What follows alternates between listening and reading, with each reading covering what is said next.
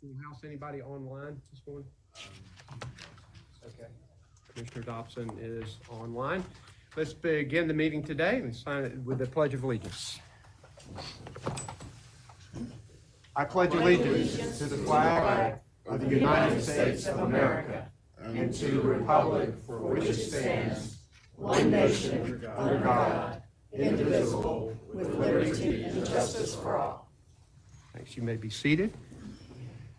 I'm now going to read the ethics reminder that we always read. In accordance with the State Government Ethics Act, it's the duty of every council member to avoid both conflicts of interest and the appearances of conflict.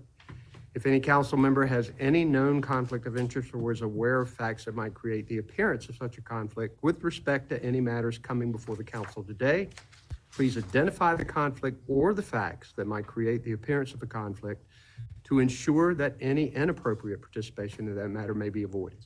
If at any time any new matter raises a conflict during the meeting, please be sure to identify it at that time. You have been sent the minutes of the June 4th, 2024 meeting. Do I have a motion for approval? So moved. Auditor Holmes moves approval, second by Treasurer Falwell. Is there discussion or debate? Hearing none. All in favor say aye. Aye. All opposed, no. The ayes have it. The minutes are approved. Treasurer Falwell is recognized for interest matters. Thank you, Governor. The interest report for this Council of State meeting reflects an interest rate of 4.67% for the annualized net cash return, and that's the interest report. Thank you, sir. I'll now recognize Commissioner Causey for fire insurance matters. Thank you, Governor. On page 1 of the State Property Fire Insurance Fund, you'll see the fund balance at a little over $14 million as of June 30th. And over on the page 2, there's 4 items for property insurance losses that need to be paid. And Highway Patrol, NC State, Department of Agriculture, and UNC Chapel Hill Residence Hall water sprinkler, but all those total under $500,000. I move we pay those 4 items. Any questions for Commissioner Causey? Second. You second, okay. The motion has been made and seconded. Are there any questions or further discussion? Hearing none. All in favor say aye. Aye. All opposed, no. The ayes have it. Thank you very much. We'll now hear Board of Transportation right-of-way matters from Heather Fulgham. Thank you, Governor. Good morning, Council. Before we start, I do have a note of correction on page 10 of the agenda. Item 1 is the sale of surplus right-of-way to adjacent owners. The heading says 4.390 acres, and in the body it says 4,394. We just wanted to make sure that everybody is aware that that is 4.390. Thank you. It's a good deal otherwise. Wonderful, wonderful. All of these items, there are 14 in total, have been approved by the Secretary of Transportation and the Board of Transportation, and I'm glad to take any questions. So questions for Ms. Fulgham? Do I have a motion? Move approval. Commissioner Troxler moves approval. Attorney General Stein seconds the motion. Is there further discussion or debate? Hearing none, all in favor say aye. Aye. All opposed, no. The ayes have it. Motion carries. Thank you, Ms. Fulgham. Thank you. We now have state property matters with Tim Walton. Morning, Governor, members of the council. On page 26, I'm going to remove 2 items from the agenda this morning. Items 1 and 2 on page 26, I'm going to pull from the agenda this morning. Page 26, item 1 And 2, and yes, sir. item 2. Yes, sir. That leaves 30 items for your consideration this morning. Okay. Are there questions for Mr. Walton? You know, on item 6 on page 27, Mr. Walton, there is an easement amendment regarding the Gimgool Corporation and the Gimgool Castle.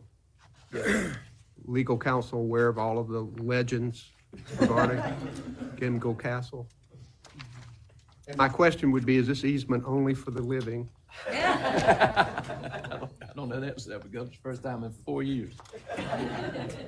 Just wondering. Just wonder. All right.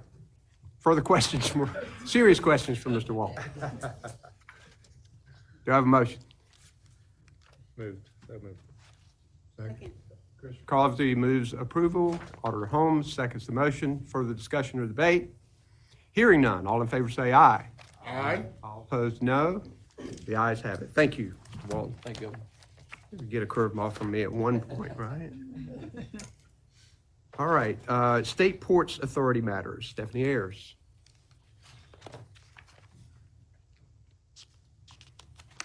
Morning, Governor, members of council. I have one item for your consideration, and I'm happy to answer any questions you may have. Questions for Ms. Ayers? Secretary Marshall. Yeah, I do have a question. Maybe I'm wrong, straighten me out. It appeared that the wood chip operations were out of Wilmington. Has there been one at Morehead City before?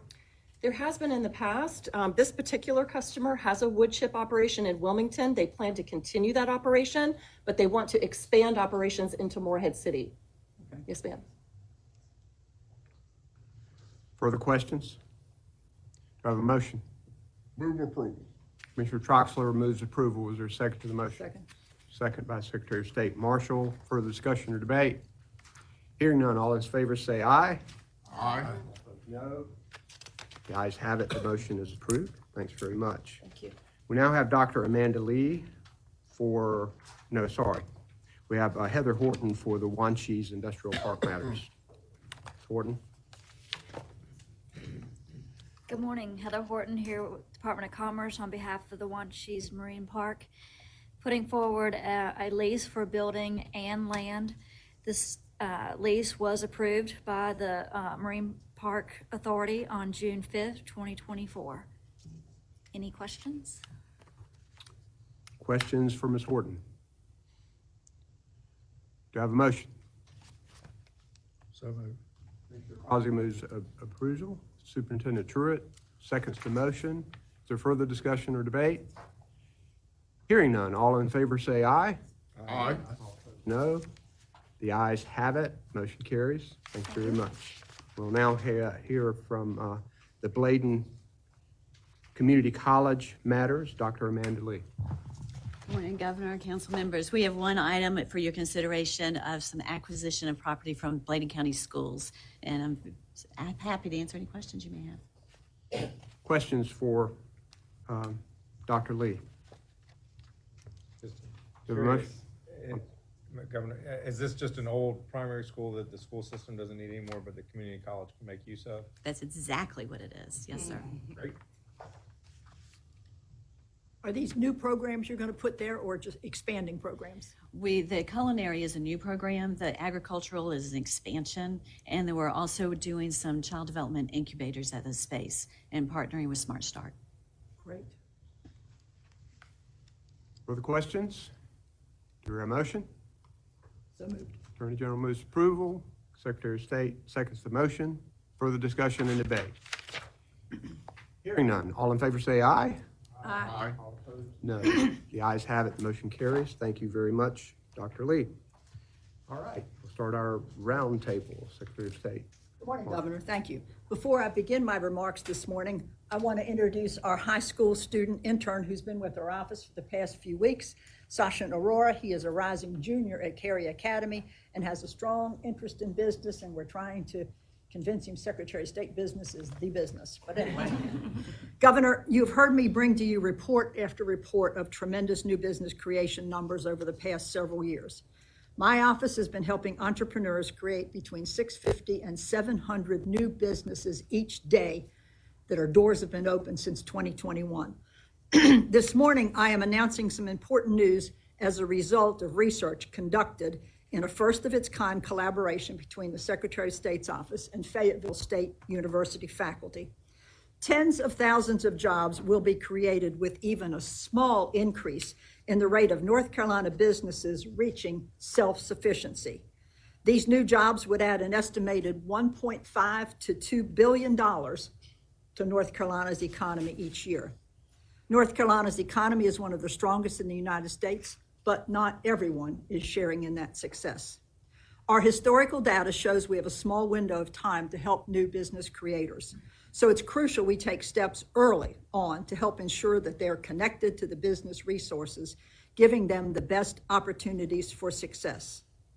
As a part of this research we are releasing today, Fayetteville State University researchers have surveyed North Carolina corporations, limited liability companies, and similar limited liability formations active as of May 20, 2023, formed between July 1, 2015 and June 30, 2022. The results include a significant 6,546 responses.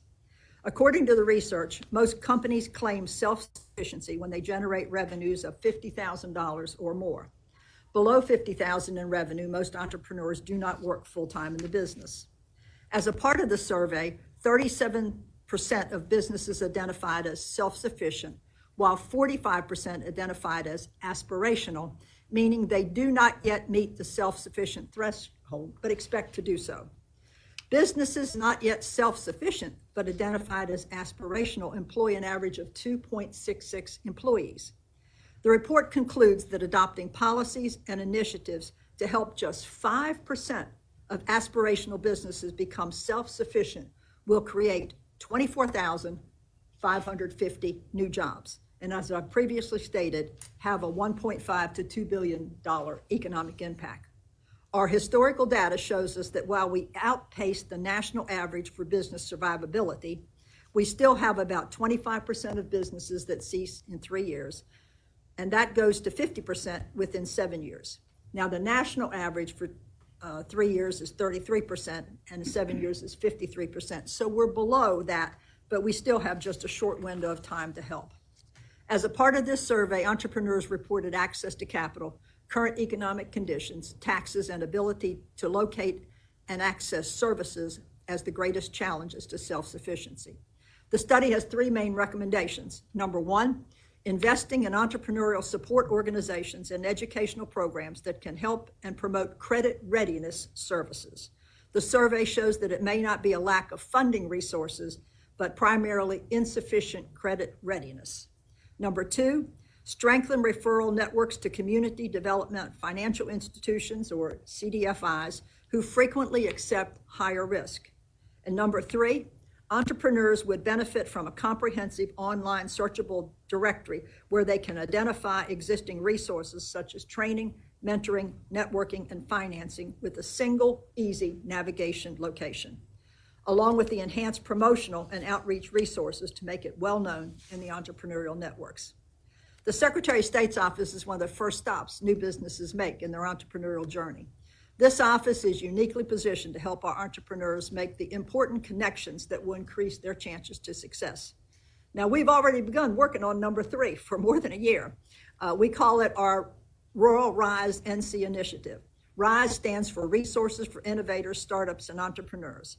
It helps connect newly formed businesses to important local, state, and federal business resources that can elevate opportunities for success. This is primarily done in 2 ways. Businesses are sent information about Rural Rise at the time of their creation, and existing and potential businesses can also find this searchable database online at sosnc.gov/rise. Governor, this is important new research that can help inform our thinking as we invest in strengthening our homegrown businesses and communities in our state.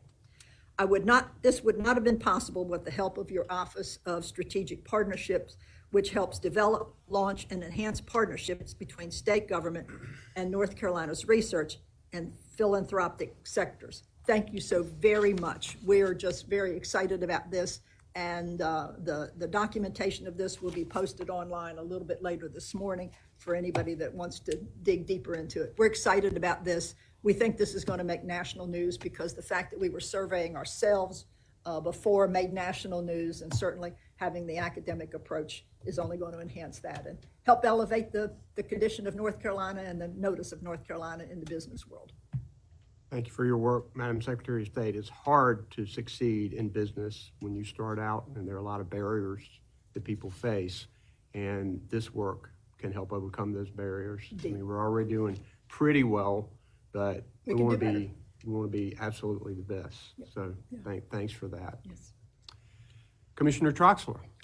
Governor, I have a special guest here. She's been a 20-year intern with the Department of Agriculture, and she's never been to a council state meeting, but I have my wife Sharon here with me today. Yay.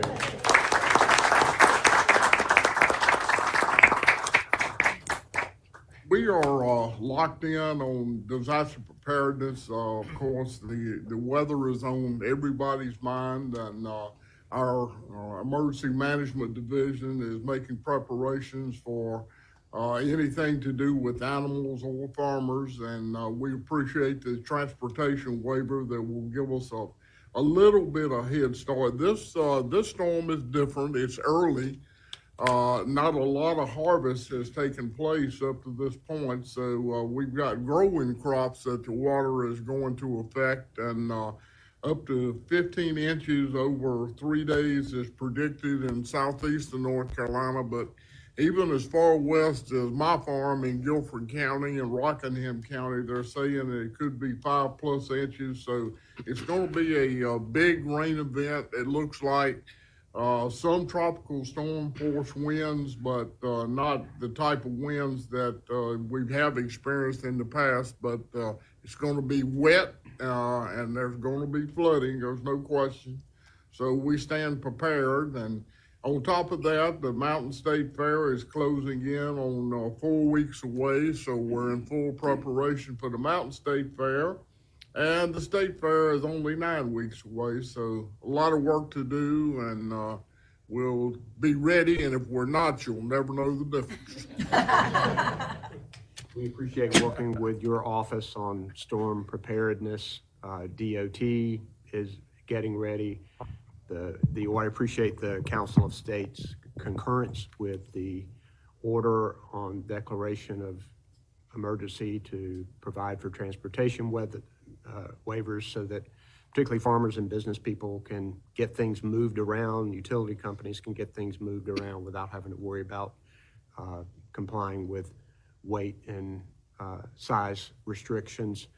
And we'll just have to wait and see what this weather does. We'll be ready for it. But you're right, it's slow moving. And when it's slow moving, our friends down in Florida and Georgia and South Carolina are really getting it because this rain is pretty significant. And Governor, you can't say enough times, please beware of deep water and moving water. It doesn't take a lot of water to sweep a car off the road. And of course, the first thing we all need to do is make sure we don't lose any lives during this time period. So everybody just needs to be on heightened alert. One of the things that we've done in North Carolina with Matthew and Florence recovery is that most of the homes rebuilt have been more resilient.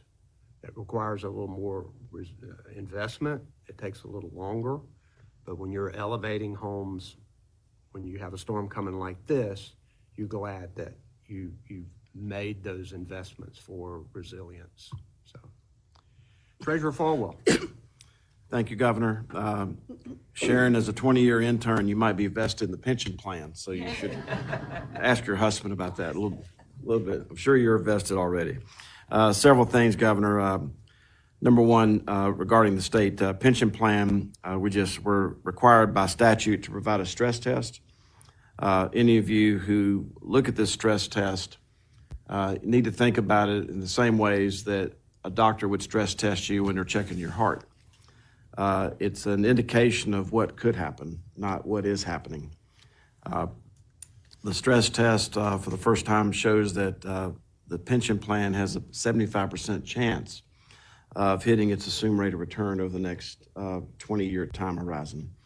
That's the result of a couple of things.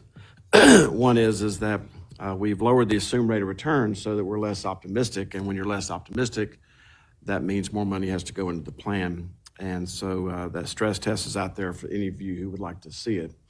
So, but when you see numbers like 2% or 3%, that's because that's what statutorily the stress test was meant to do, was to put it under stress, to see how it would perform in a bad economic environment, which we've obviously had over the last couple of days as far as the stock market's concerned. Secondly, there are people in this room, in this audience, who have 529 plans. We don't run the 529 plan, but I want you to think about your pension plan as a mature plan. If you're putting money in a 529 plan on behalf of a loved one, for the first 15 or 16 years, you have a certain investment philosophy, but then comes a time when that bill gets sent to you by a college or a community college where you have to start liquidating the plan.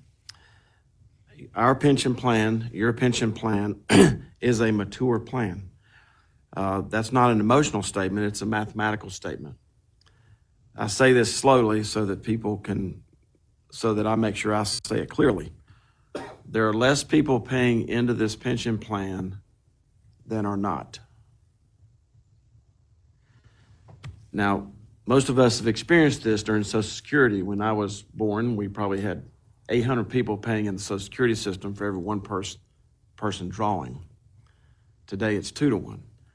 We're not in that situation, but there are less people paying into the pension plan than are not paying in the pension plan. The reason that should matter to you as employers of people is that this reflects itself in something called the employer contribution rate. It's part of the expenses of running your offices. And when I say less people paying in the plan than are not, that doesn't mean that everybody who's not paying in is retired and drawing a check. What that means is we have several hundred millions of people who are vested in the plan, but not yet old enough to draw money out of it. But that is an obligation. The plan gets its money from people, active employees, their employers contributing to the plan, both individually and as an agency, and then the money growing, and that's what provides the money on the outside. So just like on a 529 plan where you do a certain level of funding and certain things that happen all the way up until this person decides to use their 529 plan, that's sort of where our pension plan is today, and I think it's important for people to sort of think about that as you go forward. It's the first time in our state history, it happened a few years ago, where there's less people paying in the plan than are not, and that puts stress on the plan. Secondly, we also manage the local government plan, not an item of business before the Council of State, but the previous treasurer, Treasurer Cowell, entered into an agreement, I believe, with the General Assembly, the county commissioners, and the League of Municipalities for something called an ECRISP. The E stands for extra. But given the stock market losses of 9/11 in the plan and the stock market losses of the great financial crisis, neither treasurer had anything to do with those crises. The League, the county commissioners, and the General Assembly decided to put extra money in the pension plan, and we continue to honor and abide by those commitments that the previous treasurer made. So that's the pension plan.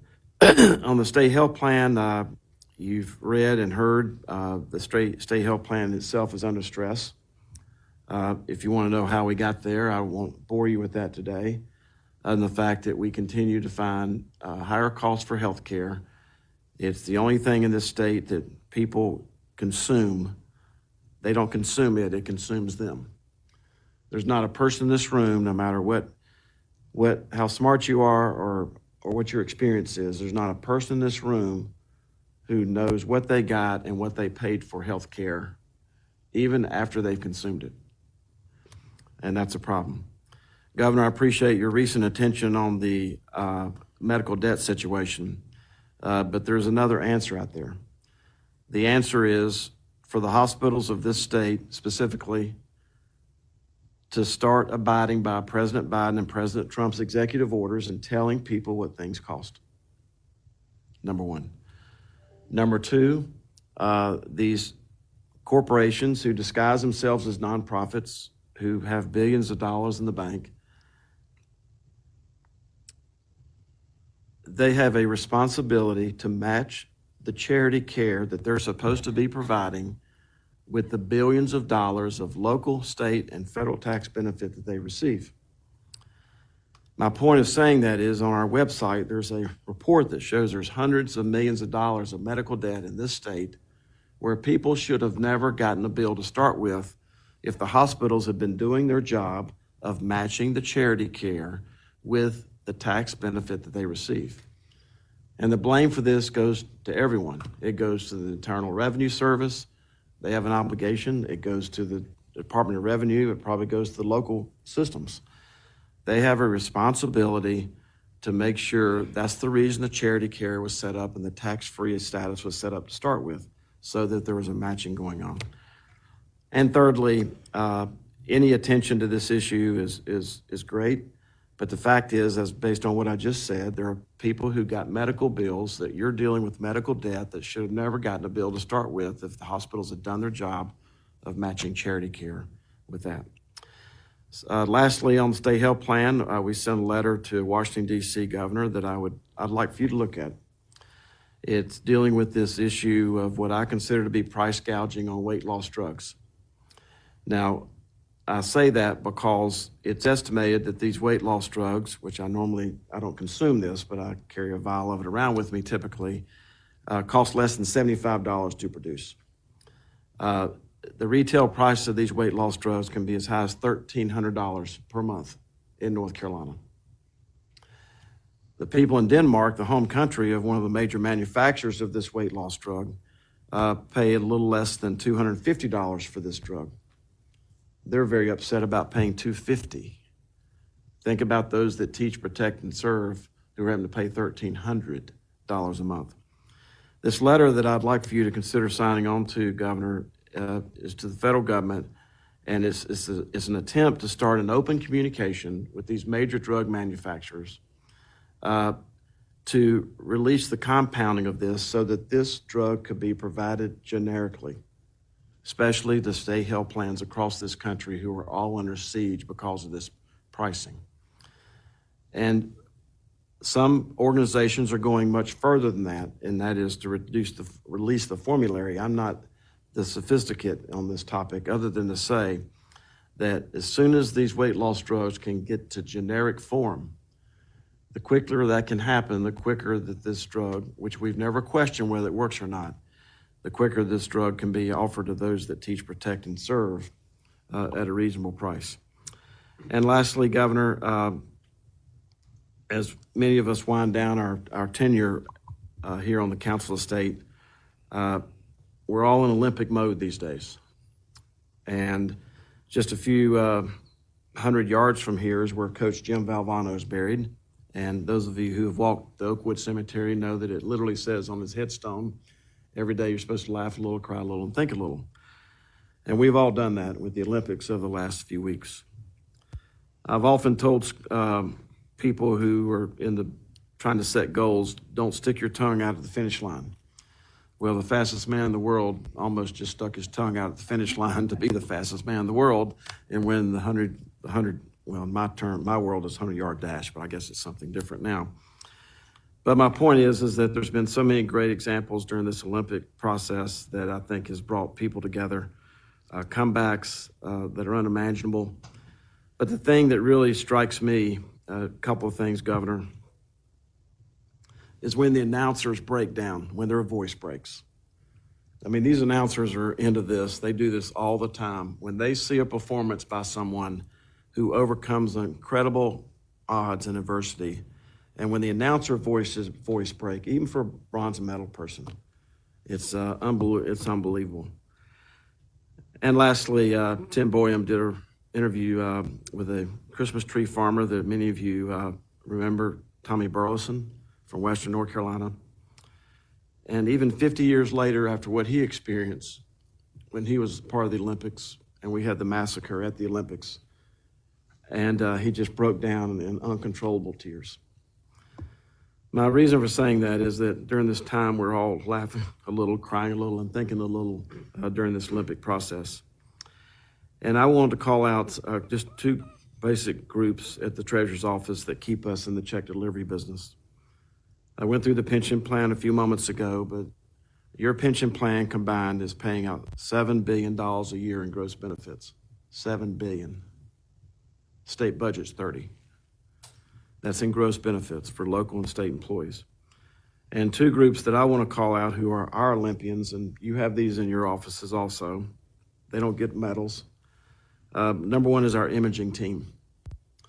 Our imaging team kept us in the check delivery business. During COVID, they had to show up every day because people wanting to retire, people losing loved ones, people having to change their beneficiaries, all that stuff generally comes through the U.S. mail, and our imaging team showed up for work every day during COVID, as well as most of our office, to keep us in the check delivery business. And lastly, our call center. Our call center, some of you may have call centers. No one calls our call center to book a cruise. They call us because they've had a life-changing event. Some good, some blessings, some retirements, some not so good. So when you think about the Olympics and all the heroic things that are going on, I would like to draw special attention to the imaging team at the state treasurer's office, who opens a tremendous amount of mail every day, as well as our call center, whose job it is to, when people call in this moment of anxiousness, most blessings, some not, that they're able to turn the temperature down and serve the needs of those that teach, protect, and serve. I know there's a long report, Governor, on a lot of different topics, and I appreciate the opportunity to share it with the Council of State this morning. Thank you, sir. Thank you. Superintendent Truitt. Thank you, Governor. For several months now, or over the last 3 years, actually, I have been coming to the Council of State and to you, Governor, giving you updates on where we are with our efforts to bolster and improve early literacy scores for all students in North Carolina.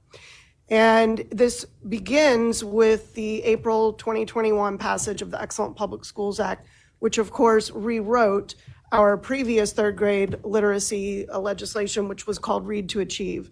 And the reason for that restart was that North Carolina's leadership, both in your office, the Department of Public Instruction, and the General Assembly, had really started to pay attention to what has become quite a buzzword over the last several years, and that is the science of reading. So in a nutshell, researchers finally have been able to convince those who work in education and in policy and education that the way that we've been teaching reading for the past few decades in this country does not align with what the research tells us about how the brain learns to read. We are hardwired as humans to speak. We are not hardwired to learn to read. And it's actually a very difficult task to learn how to read. And when you're teaching it incorrectly to students, it becomes insurmountable for many students, leaving us with the startling statistic that prior to the pandemic, 67% of students in North Carolina were starting ninth grade not reading proficiently, which of course has a knock-on effect when they try to be successful after high school in any sort of not just four-year degree, but two-year degree or the military.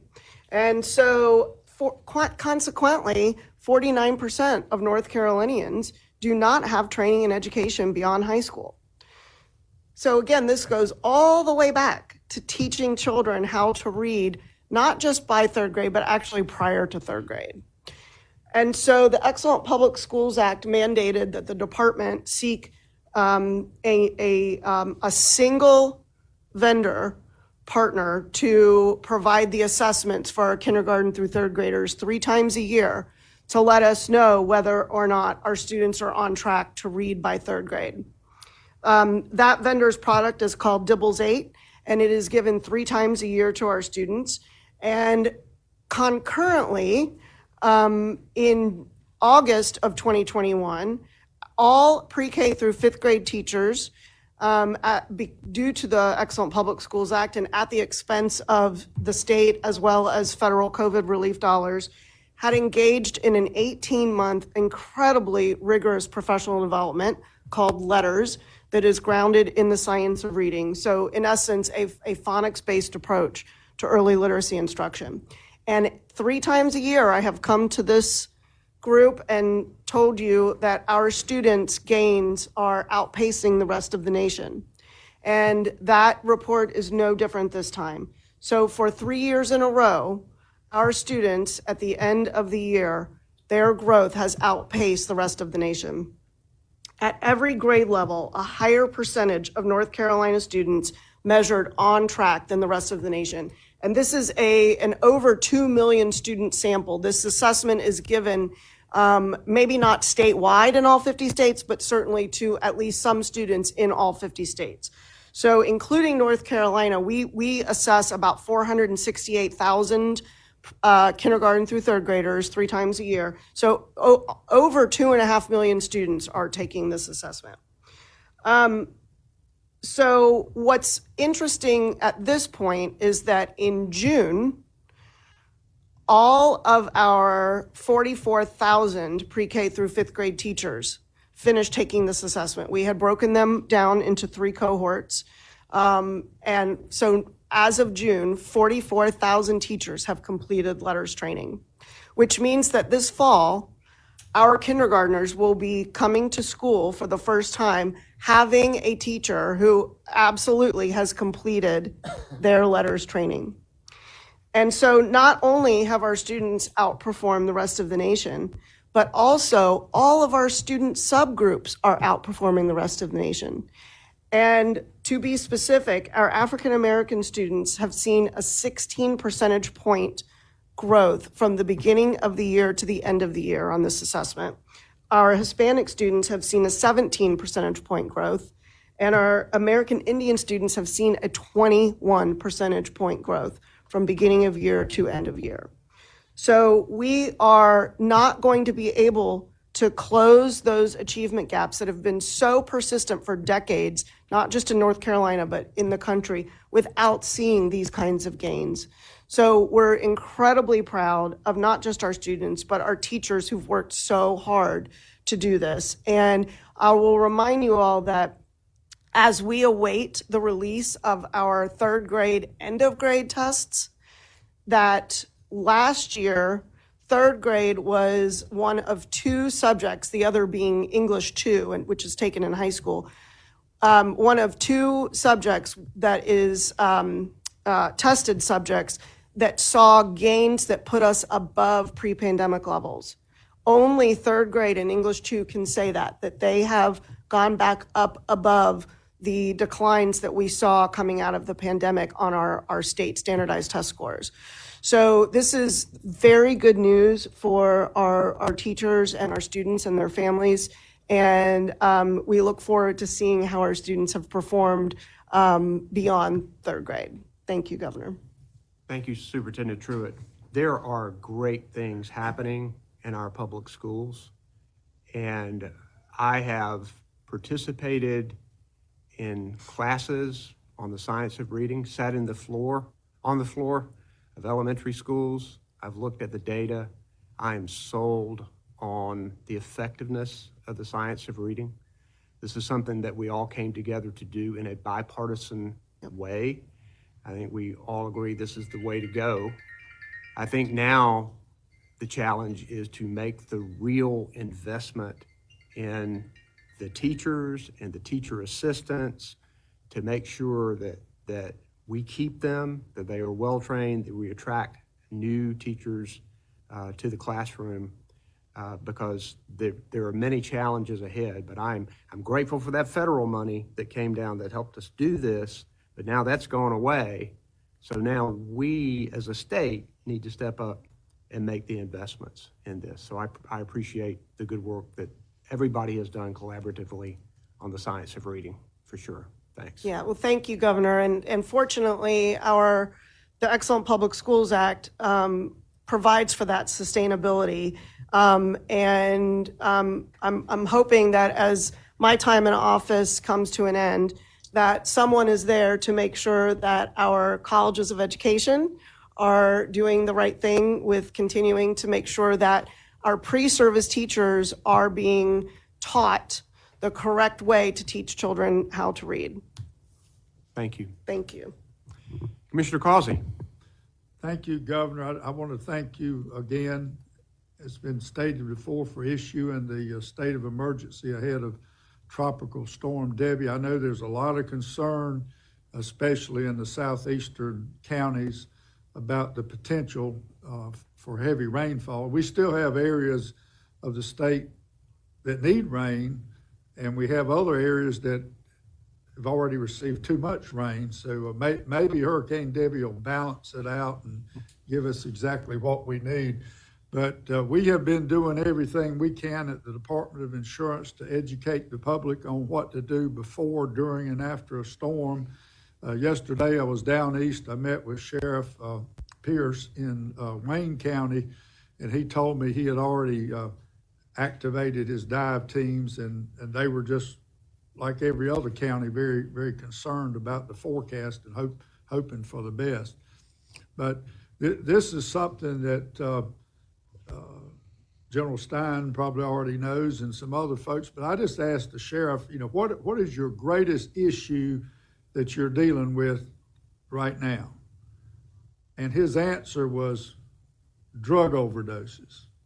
He said it is so rampant in this state, in every county, that it's to the point where every law enforcement officer needs to be carrying Narcan because they don't know when they're going to get exposed to these deadly drugs. So that is a crisis that we need to continue to address. And I want to thank you, Governor, for your comments on resiliency, because I think that's what we need in this state is to see stronger building codes, not weakening of our building codes. And we started something here back in 2017 that's been very successful. It's called a fortified roof program, and other states around the country have this, but we are one of the leaders in the nation in the fortified roof program. We have almost 12,000. I believe the number is something like 11,985 homes that have taken advantage of the grants. The legislature started with a grant program in 2017. It started out as a $6,000 grant, and that's not enough to replace a roof, but it goes a long way.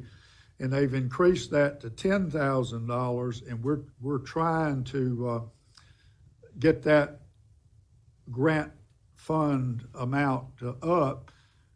But we've seen what a resilient roof and resiliency in building standards has done. We've seen it after tornadoes and storms.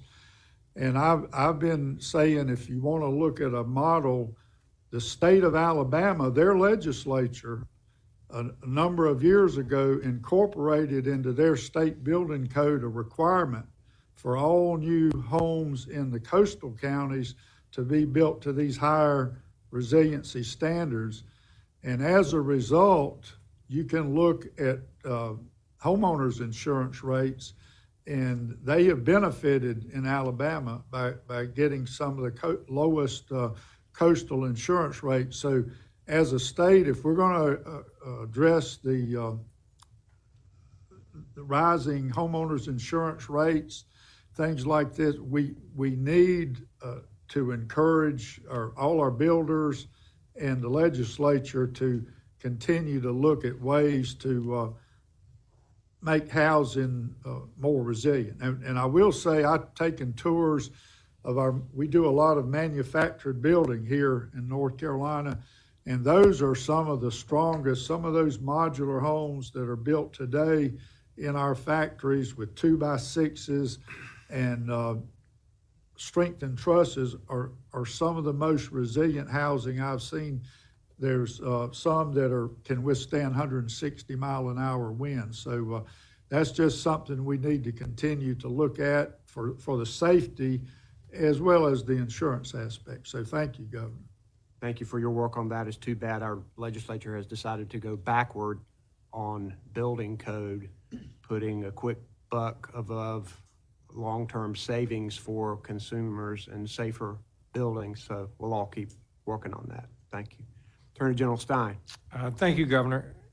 A lot of times people feel like government doesn't work because the hard work of government takes time, just as Superintendent Truitt was saying, and the partnership she's had with your office to address the reading instruction in North Carolina. We had a major win yesterday. It was the biggest antitrust victory in a generation, the biggest case since the Microsoft case of the early 80s. And it was the win against Google for their search engine. This was a case that was bipartisan. It was started by the Trump Department of Justice just before he left office. Took 4 years of hard work in partnership with a group of states. North Carolina was one of the leadership states, a bipartisan group of state attorneys general working in conjunction with both the Trump Department of Justice and the Biden Department of Justice to hold one of the largest corporations in the world accountable for violating our antitrust laws. They used their market dominance and search to foreclose the possibility of any meaningful competition. I have an iPhone. They entered in a contract with Apple. They entered in a contract with Samsung, paying them billions of dollars a year so that they would not allow any other search engine on their networks or on their systems or on their hardware. And as a result, the competition has been worse. We have all suffered deprivation of our personal privacy because Google, given its dominance, is able to suck up more and more and more information about everything about us and then market that information to advertisers and charge all of us in the economy more money as a result. So this is a big win for competition.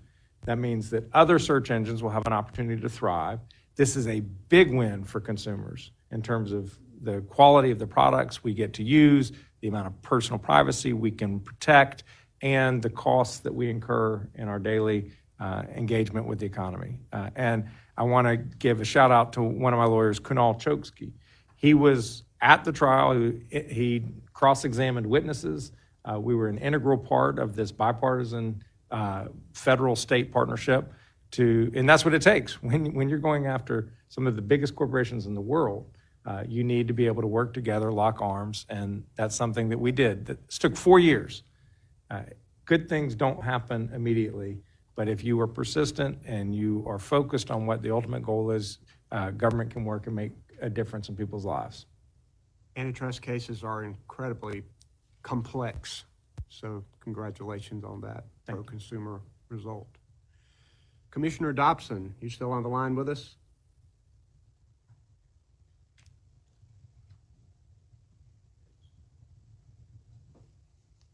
Commissioner Dobson?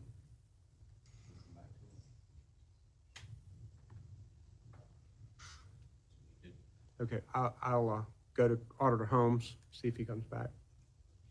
Allow me to start with congratulations to Attorney General Stein, not just for your work on this antitrust case, but to use a word that you used, your persistence on this, as well as addressing the opioid crisis and a host of other accomplishments too long to name.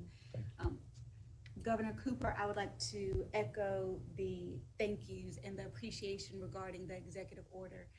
I was born and raised in Pender County in southeastern North Carolina, and so any amount of preparation is incredibly helpful. Commissioner Troxel and I were talking earlier about the reality that we're not as concerned about the rain or concerned about the wind as we are the rain. I was born and raised in an area that has flooded more than once and have had the displeasure of wading in flood water and not for fun, to escape flooding waters coming into my childhood home. So I do want to appreciate your being proactive in that regard, and to also note that on the back end, that the State Auditor's Office will be making sure that any funds allocated towards hurricane relief will certainly be going through it with a fine-tooth comb to make sure that those funds get to the people in the places that need it most.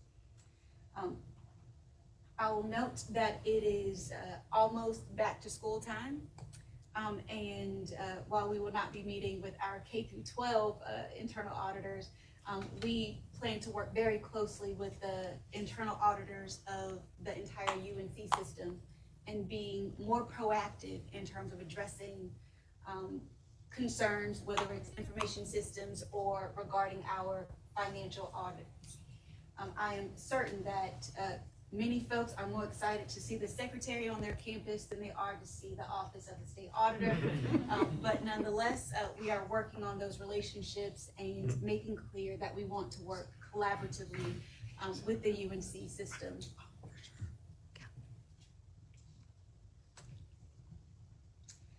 I will also note that we are making significant progress in terms of our information systems department and making sure that we're working diligently with the most updated technology to protect data owned by state agencies through training and professional development.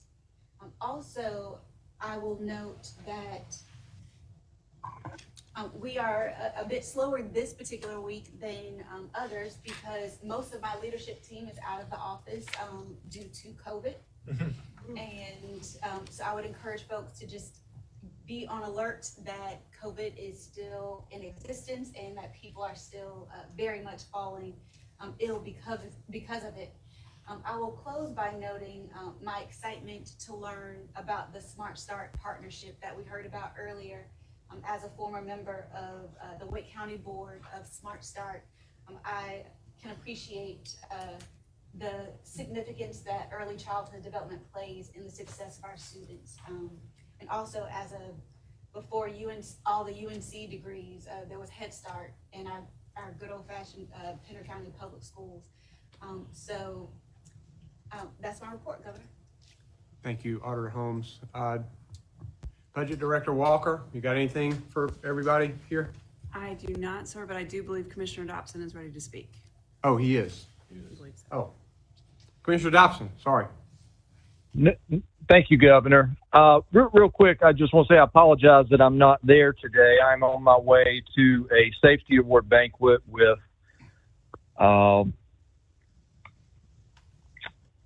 Century Furniture out of Hickory. And I just want to give a shout out to all the companies and organizations, both public sector and private sector, that have a commitment to safety and health in our state, to voluntarily choose to be part of these programs that we have at the Department of Labor and partner with the Department of Labor year after year. It doesn't always get the attention that economic development, education, healthcare, these other issues get, but these companies and organizations that are leading the way to voluntarily partner with the Department of Labor in our different types of safety awards that we have across this state. Commissioner Berry did a great job building this program over her tenure, and we've tried to carry on that tradition, and I'm going to encourage whomever, as my time comes to an end at Labor, whomever the next Commissioner of Labor is, continues to build on that as well, because it's really a culture of safety that these organizations like Century Furniture and others across our state really set the tone for safety and health. And I just want to give a shout out to them and grateful for all of the companies that participate. Thank you, Governor. Thank you, Commissioner. This has been a little longer meeting than usual, but I think one thing we got to witness today is the complexity of state government, along with a lot of effective work that is going on. And one of the hardest jobs that you have in the state government is someone who has to know about everything. And that's the Chief of Staff to the Governor. And today is the last meeting for Christy Jones, who has been working with me for 25 years, going back to time at the North Carolina Department of Justice, and she has served as my Chief of Staff my entire term as governor. She will be heading out to the private sector this month. One good thing about it is that my longtime senior advisor, who has been with me even longer, a little longer than Christy, Julia White, who is also here, will now take over as Chief of Staff of the Governor's Office when Christy leaves. And Julia has a wealth of knowledge of state government. She's smart, effective, and she'll do a great job. And I'm grateful for her stepping into this role. But to say a word about Christy, when you talk about intelligence, when you talk about hard work, when you talk about really caring about what happens to people and that is the underlying mission of making sure that state government works. That's what Christy Jones is all about. But on top of that, and I know a lot of people in this room have worked with her personally, she is one of the best people that I have ever known. She cares about people. She has a strong faith. I'm sure a lot of you have gotten notes and calls when you've had sicknesses or death in your family or just running through a little trouble. I don't know how she continues to do all she does, but she's just an amazing person, and she deserves to go on to do something else because she has been sticking at this for a long time. And believe me, she's had many opportunities to do many things, but has continued to move forward for this state. And so I'd like for us to just give her a thank you. Also, today's her birthday. I know she didn't want me to say that. Let's give her a round of applause.